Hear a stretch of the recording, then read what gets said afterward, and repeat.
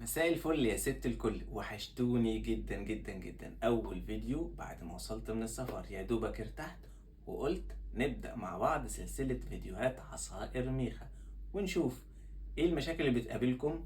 والحقيقة طول ما انا مسافر لاحظت ان مشكلة الملح عاملة مشاكل كتير جدا مع ناس كتير قوي. تعالوا نشوفوا ايه الملح وايه مشاكله.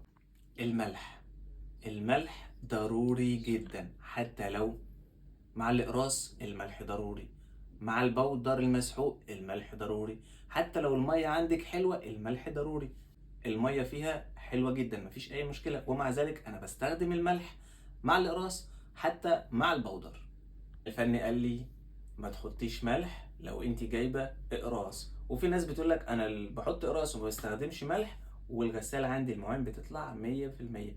طبيعي، غسالتك أول حاجة لسه جديدة بتطلع الحاجات كويسة جدا، وبعد شوية الغسالة هتعمل كلس طبعا علشان مفيش ملح. تبدأ تعمل تغيير. بعد مرور الوقت هتبص تلاقي حتى على الكوبايات بقت طالعة مجيرة. ده يعني التغيير ده مش معناه ملح كتير، لا، التغيير معناه نقص ملح في غسالتك يا ست الكل. تعالي بقى اقولك نظبطها ازاي مع الاقراص ونعمل ايه. هي كده كده شغالة مع البودر، احنا بقى عايزين نظبطها مع الاقراص. دلوقتي مع القرص احنا مش محتاجين ملمع، الملمع بيبقى مع المسحوق البودر. خلاص احنا دلوقتي هقول لكم على الطريقة مع القرص، مش حتى تياميخة لمبة الملمع ولا مفيش مشكلة خالص. القرص مش محتاجين معاه ملمع. المهم الملح، اقول لكم ازاي تظبطوا مستوى الملح، ازاي نتعامل مع الملح، وعندنا زر القرص. الكلام ده للناس اللي عندها زر القرص، اما اللي ما عندهمش تفعيل زر القرص انا هعمل لكم فيديو لوحده. هنيجي هنا على تفعيل زر القرص، هنيجي نظبط من هنا تفعيل زر القرص وندي علامة صح كده، احنا فعلنا زر القرص. طب هتقولي لي يا ست الكل ازاي هنفعل زر القرص كده مش هنسحب ملح؟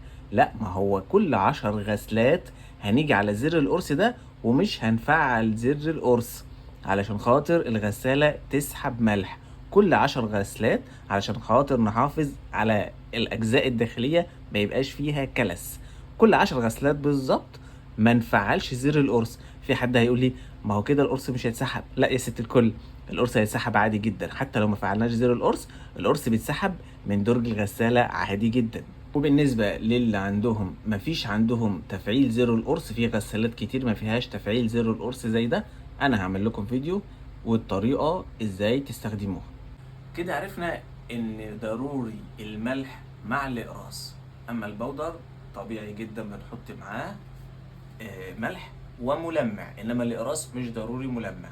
الغسالات اللي ما فيهاش زر القرص هعمل لكم فيديو لكل غسالة لتقليل سحب الملح، خاطر نقدر نحافظ على غسالتنا ملح مع اقراص. ولو عجبكم الفيديو لايك وشير وكومنت، واهم حاجة دعوة حلوة. شكرا.